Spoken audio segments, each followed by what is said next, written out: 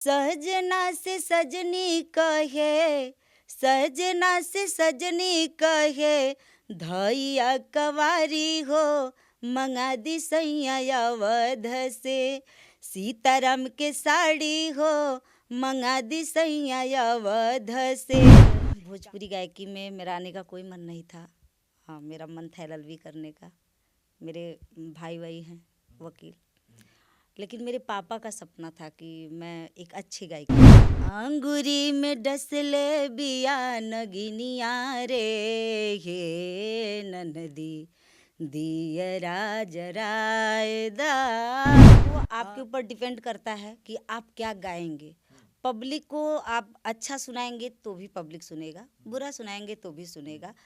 जो लहर चल रहा है तो सच है कि ज़्यादा तड़क भड़क ही लोग सुनते हैं। बिल्कुल चाहते हैं सर, क्योंकि जिनकी मैं फ़ैन हूँ, पवन सिंह जी की मैं बहुत बड़ी फ़ैन हूँ, शारदा सिन्हा दीदी की फ़ैन हूँ, और देवी जी की फ़ैन हूँ, और पत्रकारिता में मैं मनीष कश्यप भैया की फ़ैन थी। आज उनसे मिलने भी आई, बहुत सौभाग्य मेरा आज था। तो मैं चाहती हूँ कि सच में भोजपुरी को मनोज तिवारी जी ने भाई नाम दिया है, एक पहचान दिया है। पवन जी एकदम पूरा बांध के रखे हैं, तो भोजपुरी को अच्छी आवाज़ मिले, अच्छी दिशा मिले, अच्छे से उसको गाया जाए।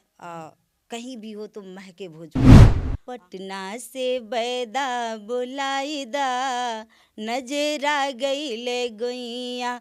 पटना से बैदा बुलाईदा, नजरा गईले गोइया।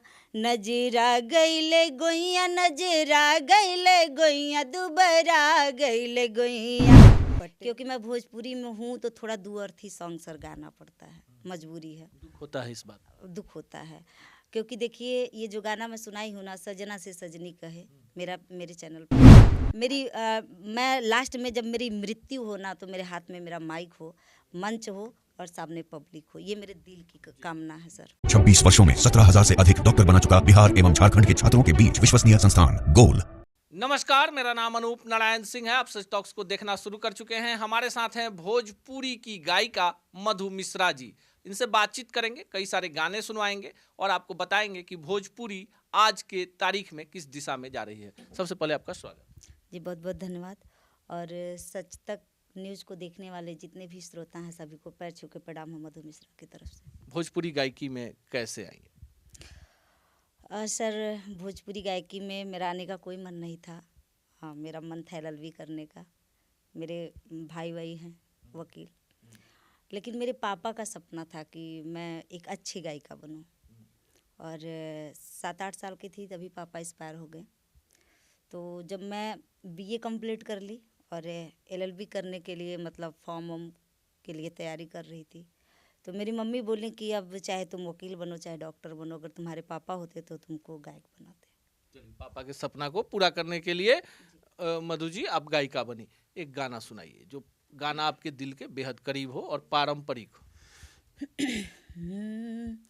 अंगूरी में डसले बिया नगिनिया रे, हे ननदी दियरा जराए दा। अंगूरी में डसले बिया नगिनिया रे, हे ननदी दियरा जराए दा। दियरा जरा दायापन भैया के जगादा।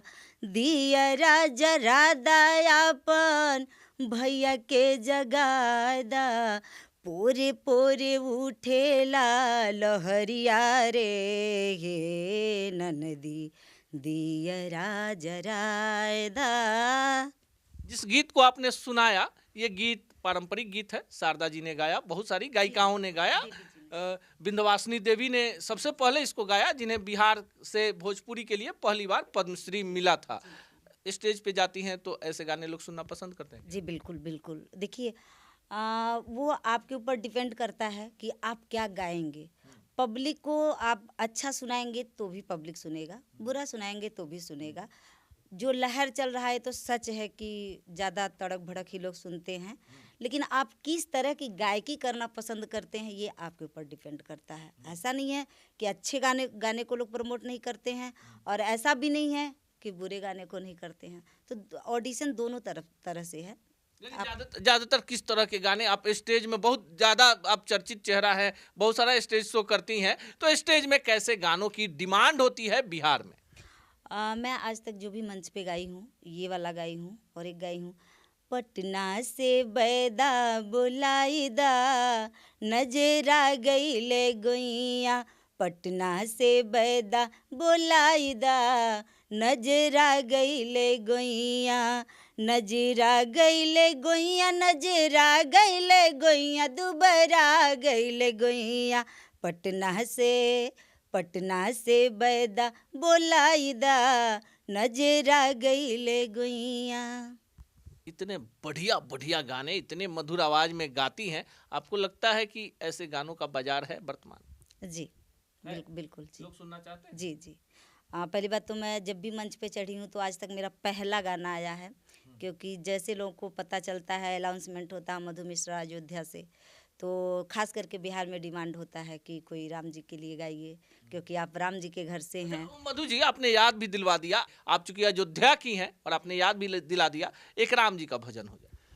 हाँ, मेरा एक आया था सॉन्ग जब राम मंदिर हमारे यहाँ बन रहा था, तो मैं जा नहीं पाई थी वहाँ पे, तो मैं यहीं पे थी पटना में, तो मेरा गाना निकला था, सजना से सजनी कहे, सजना से सजनी कहे, धैया कवारी हो मंगा दी सैया अवध से, सीताराम के साड़ी हो मंगा दी सैया अवध से, कहाँ बाटे राम सीता साड़ी में देखायदा, वीर हनुमान सुंदर गदा छपवायदा, अचरा पे शोभत रहे, अचरा पे शोभत रहे, जनक फूलवारी हो मंगा दी सैया अवध से, सीताराम के साड़ी हो मंगा दी सैया अवध से।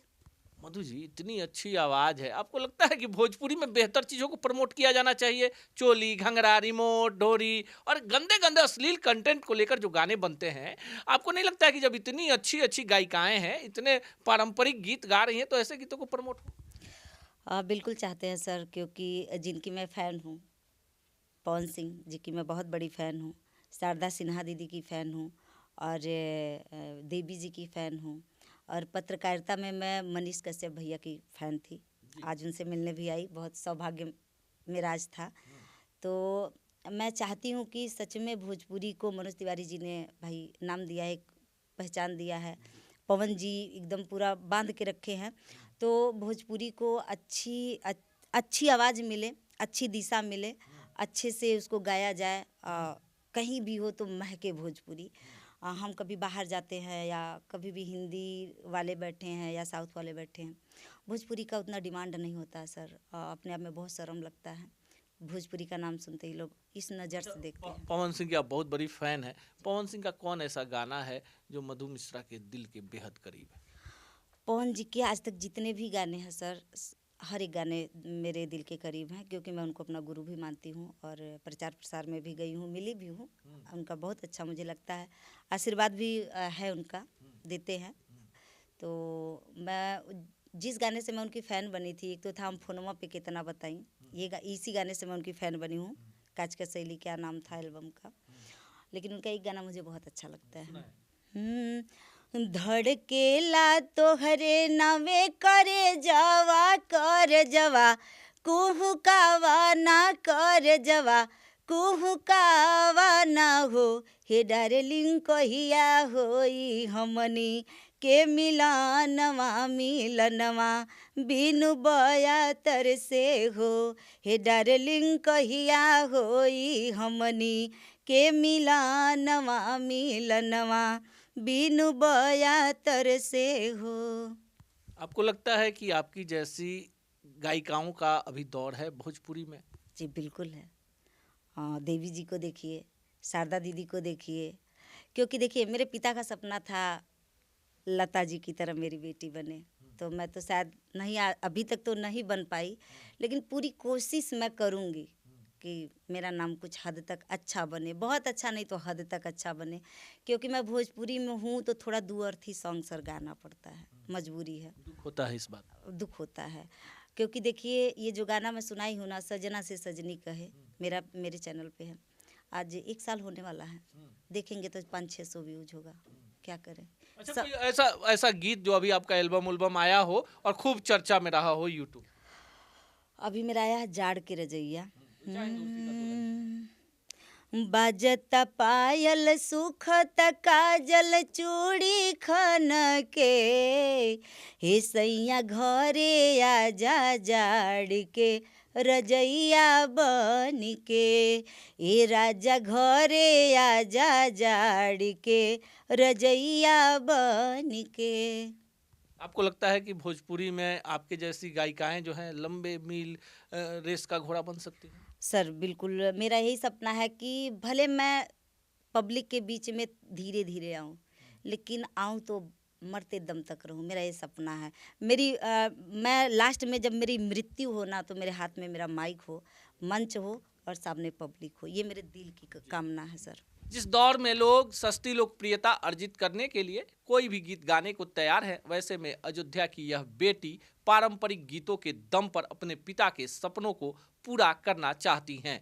ऐसी गायिकाओं को आपके भी सपोर्ट की जरूरत है। जब भोजपुरी में बेहतर खुशबू फैलेगी, बेहतर चीजें आएंगी। आपको साक्षात्कार कैसा लगा, इनका गाना कैसा लगा, कमेंट बॉक्स में जरूर बताएंगे।